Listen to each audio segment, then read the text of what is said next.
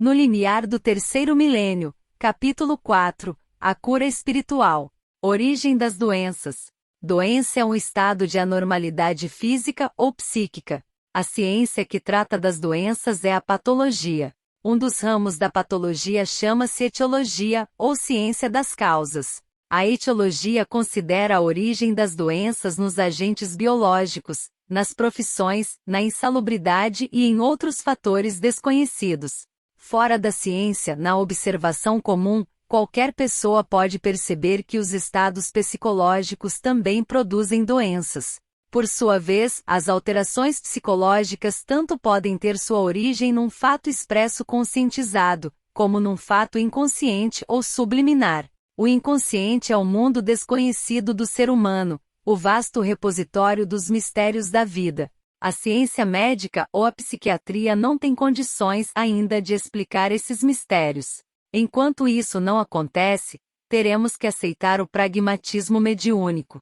Para o mediunismo, todas as doenças têm sua origem no plano invisível, na dimensão envolvente do plano físico. O espírito não tem doenças, mas pode ser o portador delas. Ao reencarnar, ele traz, na sua memória, o esquema de outras encarnações e se liga, pelos corpos invisíveis, aos déficits energéticos de sua cota, e procura fazer o ressarcimento. Vista por esse prisma, a doença tem um sentido educativo, faz parte do mecanismo kármico e é coerente com a posição atual do planeta. A neogenética é uma ciência relativamente nova, que estuda os problemas dos genes.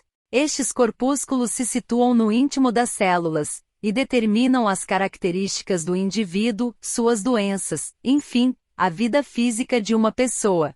Uma das coisas que intriga os geneticistas é o fato que uma célula, possuidora de um gene causador de uma determinada lesão ou doença de um organismo, ficar dormente durante muitos anos, e só entrar em atividade num tempo certo, como um ator, que só entra no palco no momento de representar a sua parte.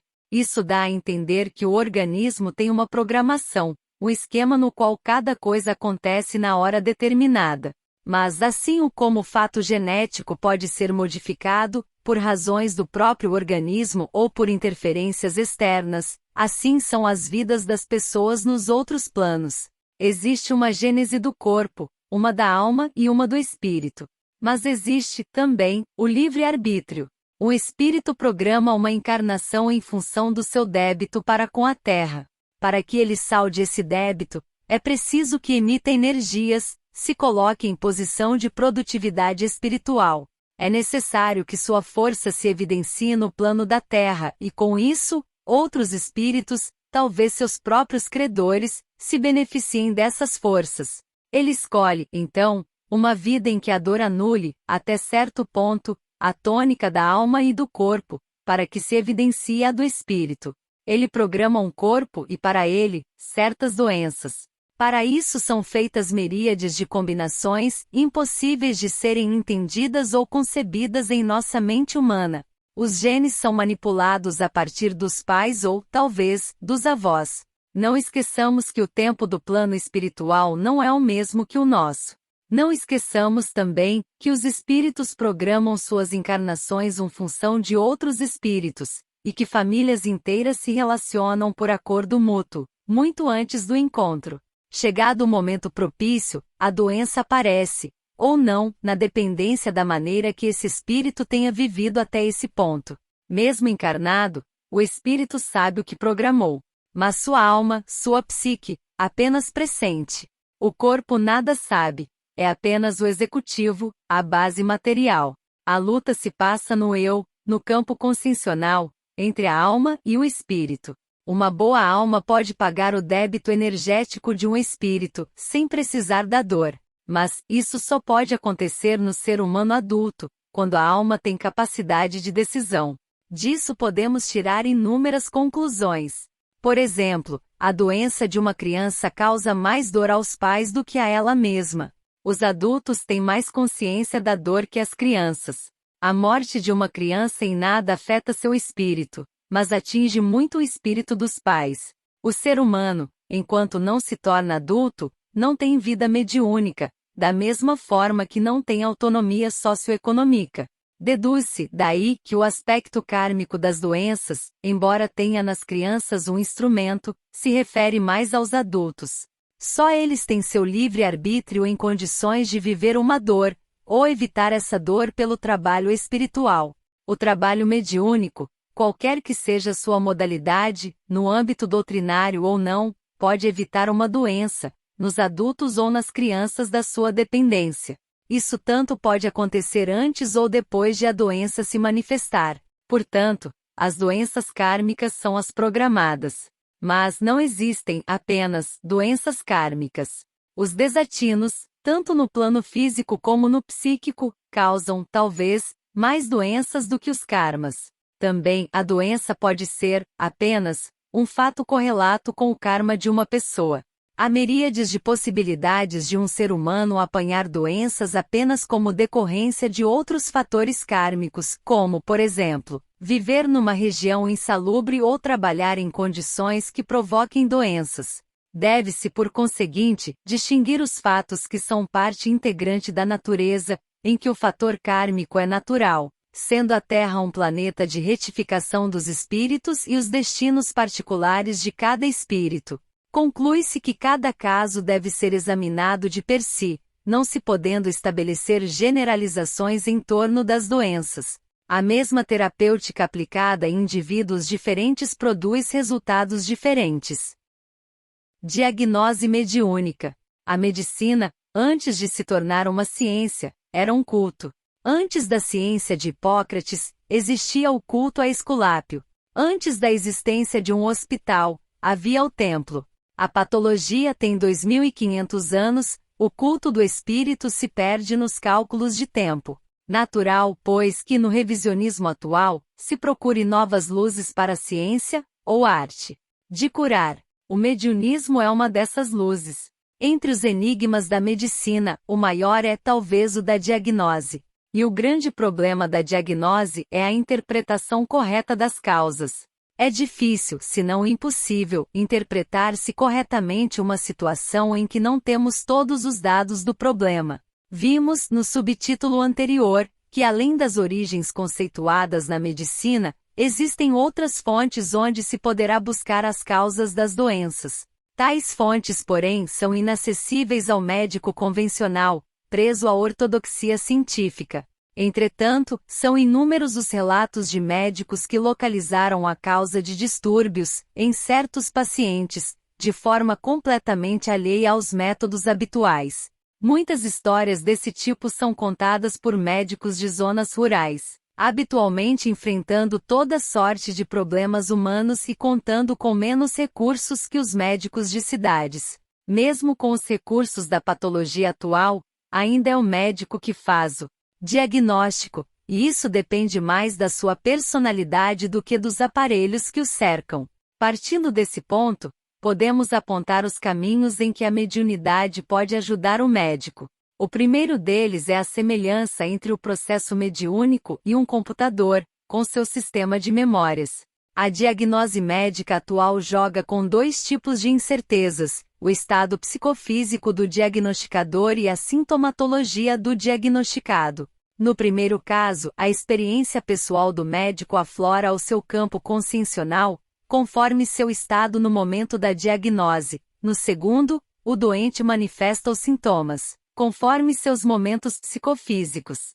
Essa variação não existe no indivíduo mediunizado, ou melhor, existem apenas duas variáveis: o indivíduo está sintonizado numa faixa horizontal ou numa vertical. Ele está bem ou mal assistido, mas distingue, com facilidade, as duas coisas. Para que esse processo possa ser entendido, é apenas necessário que se admita as origens dos estímulos, que são do campo físico, psíquico ou espiritual. Lembremo-nos apenas que mediunizar-se, isto é, colocar-se em estado receptivo às emanações vibratórias de campos de forças diferentes, não é privilégio exclusivo de alguns. Qualquer ser humano pode fazê-lo, principalmente o médico. Percebida a causa fundamental do incômodo do paciente, o problema se resume na interpretação correta dos dados fornecidos. Distúrbios mediúnicos. O mecanismo de produção, emissão e absorção ectoplasmática é tão simples e natural como o do alimento físico. Existe um metabolismo do plano físico, do psicológico e do espiritual, um influindo sobre o outro. Em cada ser existe um estado ideal de equilíbrio dinâmico, a cada momento de sua vida. Fora desse ótimo é que se apresentam os distúrbios, resultantes da atividade celular descompassada. A produção da energia mediúnica é involuntária, relacionada com a corrente sanguínea e o sistema neurovegetativo. Se essa energia encontra meios de aproveitamento, no relacionamento mediúnico favorável à pessoa, ela é normal e saudável. Se, ao contrário, não existirem meios de escoamento, o acúmulo de fluido magnético provoca um tipo de pressão nos plexos nervosos, tornando-os hipersensíveis. Essa sensibilização provoca sintomas de anormalidade nos órgãos de influência desses plexos, e na medida da persistência do fenômeno, se transformam em distúrbios físicos. O fenômeno provoca também certa descompensação energética, uma perda constante de energia vital. Até certo ponto, esse quadro é normal, manifesto em pequenos incômodos, aos quais não damos importância. Tomamos um comprimido ou um remédio caseiro, e continuamos cumprindo nossas obrigações. Chega o dia, porém, em que esses incômodos se tornam mais agudos, e tratamos de procurar o médico. Este intervém, mediante a análise dos sintomas e a visão do quadro geral apresentado pelo próprio paciente. Em hipótese alguma, os fatores aqui mencionados entram na cogitação do médico ou do paciente. Naturalmente, na medida em que os incômodos aumentam, vai se tornando evidente o dano celular, e o paciente entra nas classificações tradicionais do equacionamento clínico. O problema começa para o leigo em mediunismo, seja ele o médico ou paciente, quando as intervenções clínicas, consagradas pela experiência, não produzem o resultado esperado.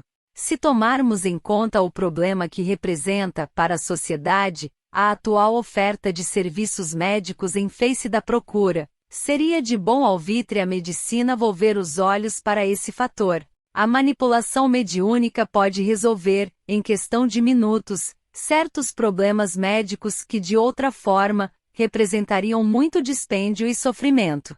O problema é conjugar as duas visões, a psicoespiritual e a física, e empregar a terapêutica certa. Na psiquiatria, isso se torna mais fácil. As anormalidades da psique oferecem maior campo de observação dos fatores mediúnicos. Os distúrbios da mente são atribuídos a fatores generalizados, dificilmente especificados na feitura de um diagnóstico. Tanto neste como na terapêutica, o clínico está envolvido nas dificuldades da definição das causas.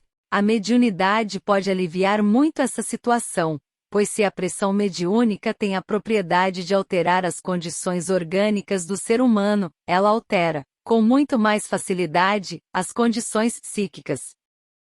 Licantropia e câncer. A licantropia é a capacidade do espírito desencarnado de moldar seu corpo etérico conforme as deformações de sua mente. Essa palavra deriva da lenda universal do lobisomem, o homem que se transforma em lobo. Traumatizado pelo ódio, ele vai se deformando e concentrando, a ponto de ficar com o tamanho aproximado de uma cabeça de mico, onde predominam os olhos grandes, e com os braços e pernas atrofiados e colados ao corpo. Na corrente indiana do espaço, esses espíritos se chamam elítrios. Na fixação de seu ódio, ele permanece nos planos invisíveis, aguardando a oportunidade de vingança, e assim pode ficar até por milênios. Chegado o momento do reajuste, do acerto de contas com o espírito que o levou a essa condição, ele vem para o plano físico e começa a exercer sua ação deletéria. Na maioria das vezes, nasce com o espírito de quem vai cobrar a dívida. Enquanto o recém-nascido vai se formando como ser humano, ele permanece incubado, dormente. Assim que as condições físicas da vítima se apresentam favoráveis, ele começa a absorver as energias vitais. Cada caso aparece com características próprias da situação em que a dívida se formou. Esse mecanismo é obscuro e de difícil penetração. Sua presença é verificada no trabalho mediúnico, nos casos de doenças rebeldes e tratamentos médicos, principalmente as consideradas incuráveis. A doença causada pelos elítrios pode estar situada em qualquer parte do corpo. Também pode ser verificada a presença de mais de um elítrio no mesmo paciente. A forma sutil de sua atuação faz com que, a princípio, os sintomas sejam imperceptíveis. O elítrio vai firmando seus tentáculos e, quando chega o momento, começa a sucção. A partir daí, os sintomas são alarmantes, e o paciente é levado ao médico, já sem recursos. A aderência de um elítrio tanto pode ser em termos musculares como em centros nervosos e medulares. Sua ação, entretanto, se faz sentir em todo o organismo, pois absorve as energias sutis do paciente. O câncer, em algumas das modalidades que se apresenta, tem essa característica. Muitas doenças consideradas curáveis pela medicina não são resolvidas quando o paciente tem elítrios. Só o mediunismo pode detectá-los e atingi-los. Falaremos disso no título dedicado à cura espiritual. Cura médica e cura espiritual. A Organização Mundial de Saúde considera doente o cidadão que apresenta desequilíbrio num dos três aspectos, físico, mental ou social. O mediunismo considera, além desses três, o fator transcendental. Para ele, o paciente é um ser reencarnado, isto é, que já existia antes do nascimento, continuará existindo depois da morte e mantém contínua relação com as outras dimensões. Portanto, a ausência da saúde pode ter sua origem no corpo, na mente, nas condições sociais e nos fatores transcendentais. A missão do mediunismo é cuidar, apenas, do fator transcendente, embora os problemas resultantes se manifestem nos planos físico, mental ou social, isto é, distúrbios de ordem física, mental ou social podem ter sua origem no plano espiritual. A medicina está perfeitamente aparelhada para sua missão de curar, e compete ao mediunismo, apenas, fazer a enfermagem espiritual. O trabalho mediúnico deve encaminhar aos médicos os pacientes livres dos elítrios e das pressões ectoplasmáticas. Mas para que os dois processos funcionem em sintonia, se torna necessário a admissão, no conceito médico, da existência desses fatores invisíveis da doença. A ciência médica e a ciência espiritual se completam perfeitamente. É preciso que se saiba com toda clareza que a cura de um paciente, qualquer que seja sua moléstia, está relacionada com o seu destino transcendente. Tanto a morte prematura como a vida de saúde precária são, às vezes, condições que o espírito estabeleceu para sua própria evolução. Casos como esses é que dão motivos de desânimo aos facultativos, pois são rebeldes às mais severas intervenções. São os pacientes que não querem ser curados inconscientemente. Aliás, a atividade médica, se olhada sem distorções românticas, é a luta perene contra o suicídio. O ser humano considerado normal, suicida-se todos os dias um pouco, na insensatez da vida moderna. Só o mediunismo tem condições de erguer uma pessoa da sua miséria íntima e incutir-lhe a vontade de viver. O despertar dos fatores transcendentais explica o mundo e mostra ao homem qual a posição nele. Mediunidade de efeitos físicos. Certas pessoas emitem um ectoplasma que tem a propriedade de intervir na matéria física, exterior ao seu corpo. Com esse fluido, uma pessoa ou um espírito pode materializar ou desmaterializar, mudar padrões vibratórios ou magnéticos, transportar objetos, produzir ruídos, etc. O fenômeno é muito amplo e vem sendo estudado, na época moderna, desde o século XIX, e é apresentado como base da comunicação com os espíritos. Na verdade, ele é muito mais amplo, e a prova disso está justamente na cura espiritual, cuja base é a desmaterialização.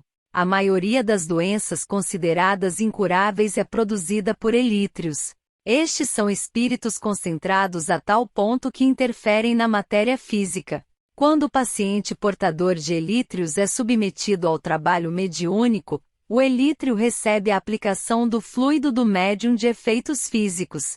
Esse ectoplasma produz o alargamento dos espaços intermoleculares do elítrio, fazendo com que ele cresça, se torne menos sólido e perca sua concentração. Mediante sucessivas aplicações, ele chega a atingir a estatura normal de um ser humano. Nesse ponto, ele está tão leve e sutil que não tem possibilidade de aderência, podendo, então, ser encaminhado ao seu plano. Médiuns curadores. Com base no que verificamos até aqui, a respeito de doenças e doentes, a cura não se faz apenas na desmaterialização dos elítrios ou outros fatores da doença.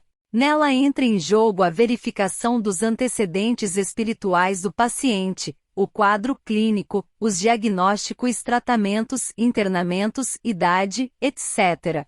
De acordo com o quadro obtido no contato com o doente ou com seus acompanhantes, é que irá se processar a eventual cura. Para cada um desses aspectos, é usada uma função mediúnica diferente, e se chega à conclusão de que todas as mediunidades se aplicam à cura. Se quisermos, porém, considerar a cura apenas quanto aos sintomas patológicos, o curador por excelência é o médium de efeitos físicos.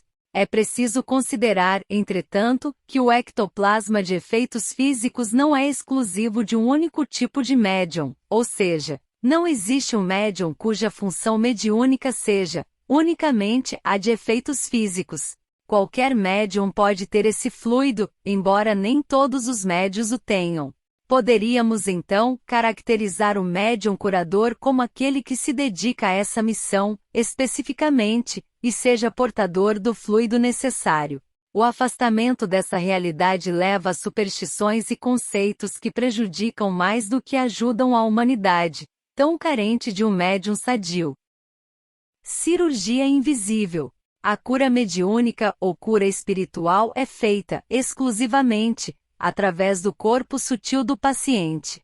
Não há, portanto, necessidade alguma de contato físico entre os médiuns curadores e o doente. Não é o médium que faz a cura, mas os espíritos que a fazem por intermédio do médium.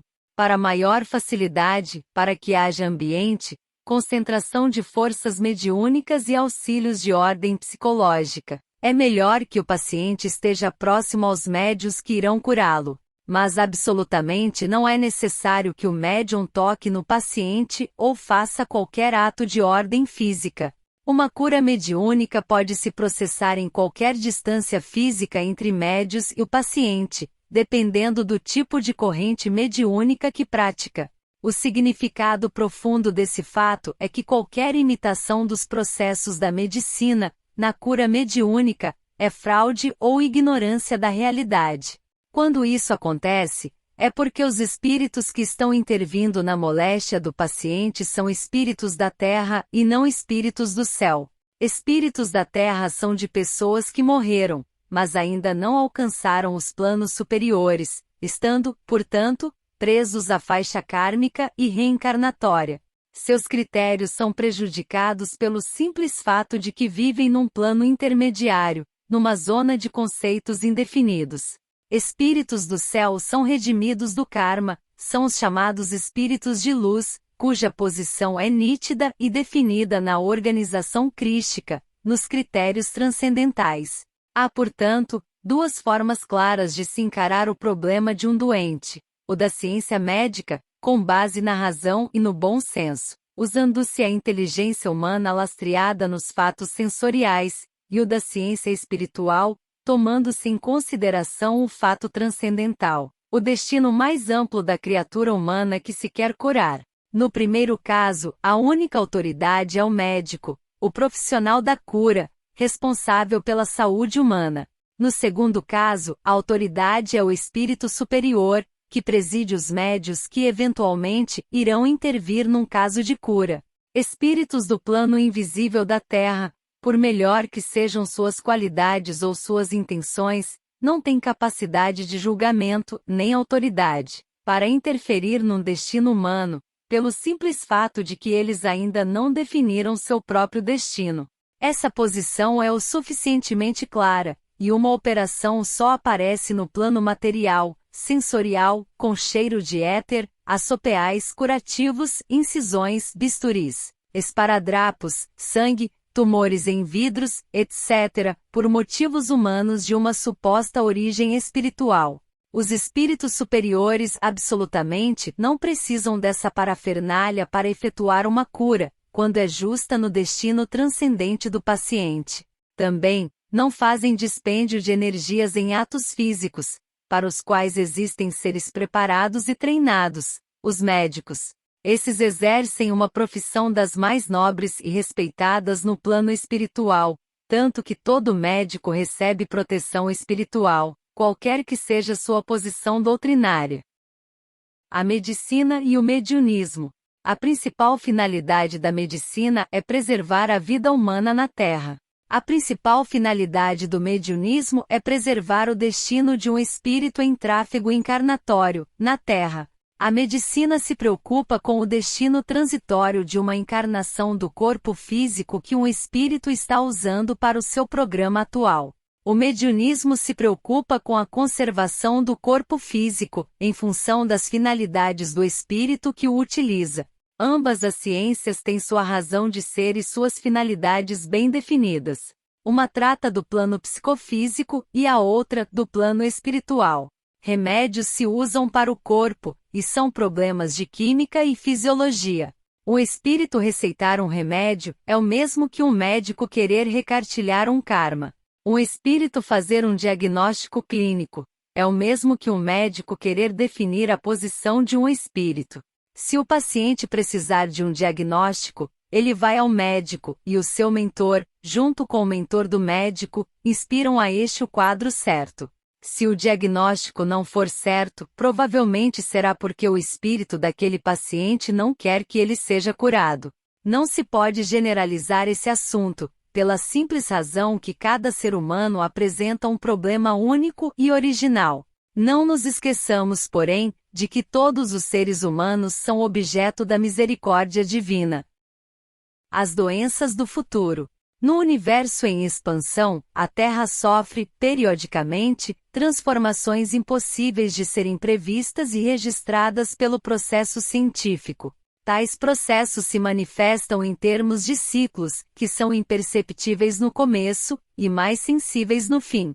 Tomando-se por base os ciclos de 2000 anos, definidos em termos astronômicos, pode-se registrar modificações biofísicas palpáveis. Mas, o fenômeno não se traduz apenas em termos geológicos, mas também de uma ecologia ampla. Por exemplo, as viagens espaciais de artefatos, sejam tripulados ou não, terão que trazer alguma modificação à Terra, pois apenas parte dos fenômenos envolvidos são previsíveis e conhecidos. Por outro lado, quantos fenômenos de ordem psicológica, social ou econômica essas viagens já produziram?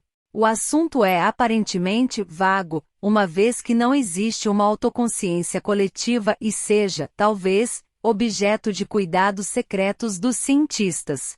Por enquanto, o que existe de público são as profecias, antigas e novas, do mundo espiritual. Nessas profecias, são previstas alterações na intimidade biológica e, dentre elas, novas doenças que irão se manifestar nos próximos 10 ou 20 anos. A única razão de registro desse fato neste manual é que o princípio dessas doenças está justamente no aumento em termos de profundidade e extensão do fenômeno elitriano. Seria, então, de bom alvitre que a ciência começasse a volver os olhos para o fenômeno mediúnico, única forma pela qual poderia registrar os fatos estranhos à lógica científica. Assim talvez possibilitasse a formação dos técnicos que iriam enfrentar o problema de saúde, quando sair fora da lógica atual.